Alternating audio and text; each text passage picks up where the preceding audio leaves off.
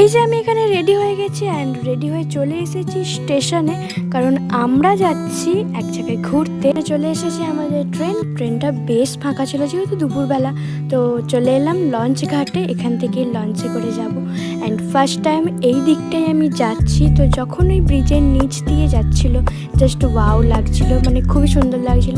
দেন এখানে কিনে নিয়েছি পুজোর জন্য ডালা। তো এখানে ওই যে ভূতনাথ মন্দিরে গিয়েছিলাম।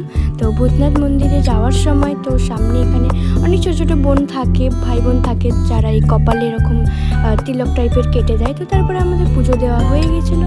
দেন এখানে এসে একটুখানি খাওয়া দাওয়া করে নিলাম, বাড়ি থেকেই নিয়ে যাওয়া হয়েছিল খাবার।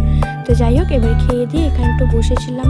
এই সাইডে ছিল হচ্ছে ঈশ্বরচন্দ্র বিদ্যাসাগরের সমাধি, এই যে এইখানটায়, আর এক পাশে ছিল রবীন্দ্রনাথ ঠাকুরের সমাধি।